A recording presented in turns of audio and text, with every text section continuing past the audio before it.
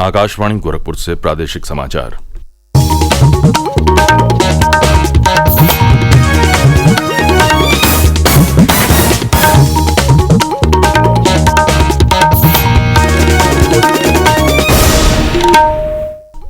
नमस्कार, समाचार बुलेटिन के साथ मैं विकास राय। पहले मुख्य समाचार। कानपुर में रेलवे ट्रैक पर गैस सिलेंडर रखकर मालगाड़ी पलटाने की साजिश में 10 संदिग्धों से पूछताछ। पुलिस आयुक्त ने कहा, पूर्व की घटनाओं के साथ होगी संयुक्त जांच। नई मत्स्यजीवी समितियों के गठन के लिए प्रदेश में शुरू हुआ ऑनलाइन पोर्टल। मछुआरों को समितियों में शामिल होने और रोजगार बढ़ाने के मिलेंगे नए अवसर। मुख्यमंत्री योगी आदित्यनाथ आज मिर्जापुर दौरे पर विभिन्न विकास परियोजनाओं का करेंगे लोकार्पण और शिलान्यास। शतरंज ओलंपियाड में भारतीय टीम ने रचा इतिहास। पुरुष और महिला दोनों वर्गों में पहली बार जीता स्वर्ण पदक। और भारी बारिश का दौर थमने के बाद प्रदेश के 20 जिले अभी भी बाढ़ की चपेट में। और अब समाचार विस्तार से। कानपुर में कल सुबह दिल्ली हावड़ा रूट के प्रेमपुर रेलवे स्टेशन पर लूप लाइन से जा रही मालगाड़ी को रेलवे ट्रैक पर गैस सिलेंडर रखकर पलटाने की साजिश की गई।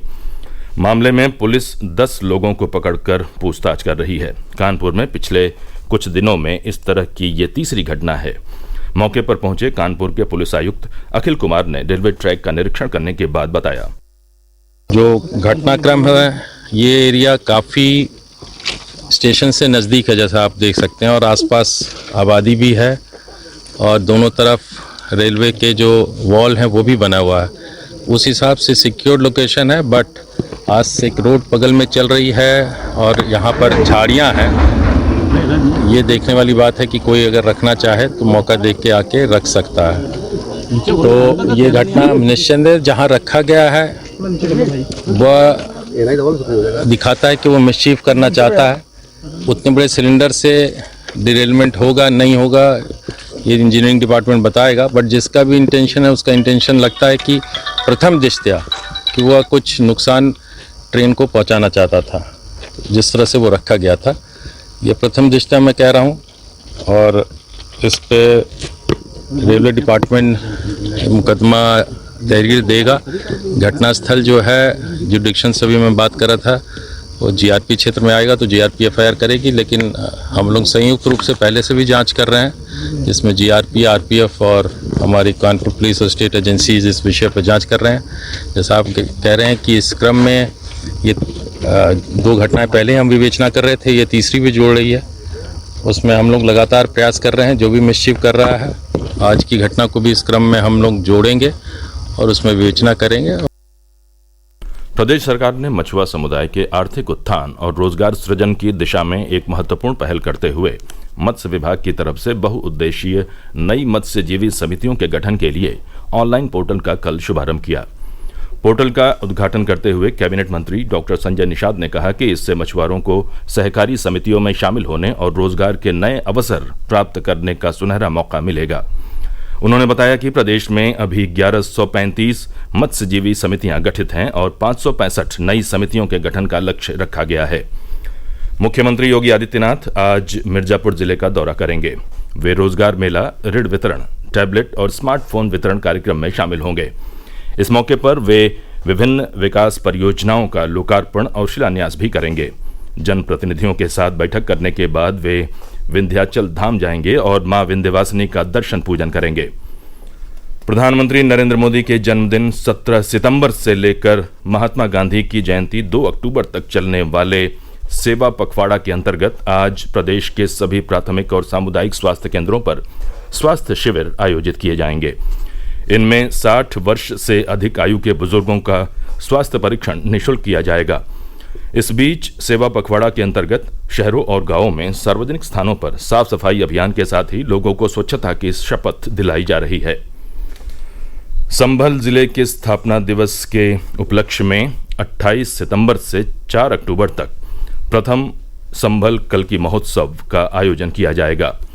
इस महोत्सव के संबंध में जिलाधिकारी डॉक्टर राजेंद्र पैंसिया ने बताया कि कार्यक्रम का शुभारंभ 28 सितंबर को पीएम सूर्य घर मुफ्त बिजली योजना और पीएम कुसुम योजना पर चर्चा के साथ होगा।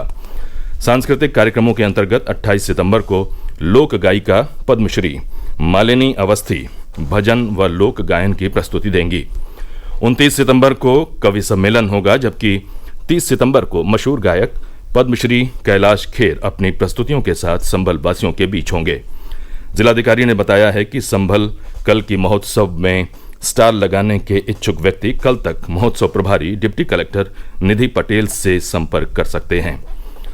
प्रादेशिक समाचार आप आकाशवाणी गोरखपुर से सुन रहे हैं। ये समाचार बुलेटिन हमारे YouTube channel AIR news Gorakhpur और एक्स हैंडल AIR_GKP पर भी उपलब्ध है। भारत ने कल बुडापेस्ट में आयोजित 45वें शतरंज ओलंपियाड में पुरुष और महिला टीमों का स्वर्ण पदक जीतकर इतिहास रच दिया। भारतीय टीमों ने इस प्रतियोगिता में पहली बार स्वर्ण पदक जीता है। Grand master D Gukesh, Arjun Erigaisi और आर प्रज्ञानंद ने स्लोवेनिया के खिलाफ 11वें दौर में अपने अपने मैच जीत लिए, जबकि महिला वर्ग में डी हरिका, दिव्या देशमुख और वंतिका अग्रवाल ने अजरबैजान की खिलाड़ियों को हराकर स्वर्ण पदक सुनिश्चित किया। इससे पहले भारतीय पुरुष टीम ने 2014 और 2022 में कांस्य पदक जीते थे। भारतीय शतरंज टीम की इस उपलब्धि पर मुख्यमंत्री योगी आदित्यनाथ ने बधाई दी है। सोशल मीडिया प्लेटफॉर्म एक्स पर मुख्यमंत्री ने कहा कि ओलंपियाड में देश के लिए पहला स्वर्ण पदक जीतना शतरंज के इतिहास में अविश्वसनीय उपलब्धि है। 69,000 शिक्षक भर्ती के मामले में सुप्रीम कोर्ट में आज से सुनवाई होगी। 9 सितंबर को मुख्य न्यायाधीश की अध्यक्षता वाली पीठ ने इस मामले में इलाहाबाद हाईकोर्ट के आदेश पर फिलहाल रोक लगाई थी और सभी पक्षों को नोटिस जारी कर अपना पक्ष रखने को कहा था। National Eligibility cum Entrance Test NEET स्नातकोत्तर परीक्षा 2024 के लिए काउंसलिंग की प्रक्रिया आज से शुरू होगी। इस परीक्षा में सफल अभ्यर्थी आज दोपहर 12 बजे से 28 सितंबर की शाम 5 बजे तक ऑनलाइन पंजीकरण कर सकेंगे। विस्तृत जानकारी के लिए अभ्यर्थी आधिकारिक वेबसाइट dgme.up.gov.in और upneet.gov.in का अवलोकन कर सकते हैं। नरेंद्र मोदी सरकार ने अपने तीसरे कार्यकाल के 100 दिन पूरे कर लिए हैं। इस दौरान सरकार ने देश के मध्यम वर्ग के सशक्तिकरण और उनके जीवन को आसान बनाने के लिए कई महत्वपूर्ण कदम उठाए हैं। सरकार के इन फैसलों की हर तरफ सराहना हो रही है। इसी क्रम में हापुड़ जिले की समाज सेविका मुशर्रफ चौधरी ने कहा कि प्रधानमंत्री द्वारा जो योजनाएं चलाई गई हैं उससे सभी वर्गों को लाभ मिल रहा है। प्रधानमंत्री के ये जो 100 दिन पूरे हुए हैं, तो इसमें मुझे बताते हुए बहुत हर्ष हो रहा है कि जनहित में कई योजनाएं प्रधानमंत्री जी की जो चल रही हैं उससे गरीब लोगों को भी फायदा है, उद्योगपतियों को भी फायदा है। प्लस जो ये राशन फ्री बांटा जा रहा है उससे बिल्कुल निचले दर्जे के जो गरीब उनको घर बैठ के अनाज मिल रहा है। और ये आयुष्मान उनका प्रोग्राम चल रहा है, उससे 70 वर्ष के लोगों बुढ़ापे में एक खुशी की लहर आई है कि चलो अगर हम बीमार हो गए तो हमारा 5 लाख रुपए तक का फ्री इलाज हो सकता है।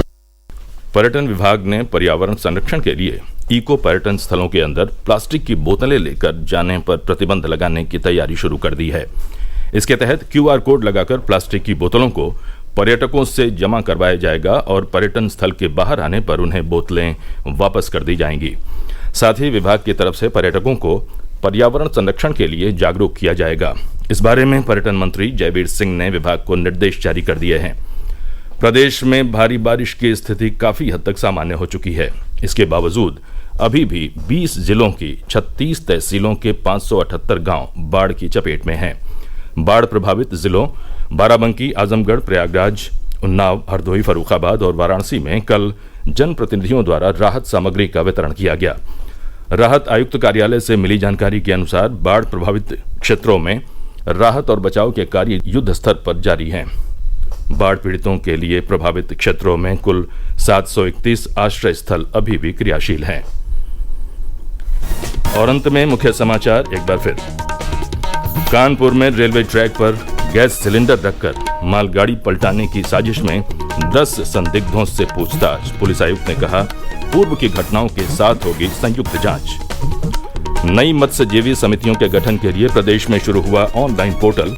मछुआरों को समितियों में शामिल होने और रोजगार बढ़ाने के मिलेंगे नए अवसर। मुख्यमंत्री योगी आदित्यनाथ आज मिर्जापुर दौरे पर विभिन्न विकास परियोजनाओं का करेंगे लोकार्पण और शिलान्यास। शतरंज ओलंपियाड में भारतीय टीम ने रचा इतिहास। पुरुष और महिला दोनों वर्गों में पहली बार जीता स्वर्ण पदक। और भारी बारिश का दौर थमने के बाद प्रदेश के 20 जिले अभी भी बाढ़ की चपेट में। इसी के साथ ये समाचार बुलेटिन समाप्त हुआ। नमस्कार।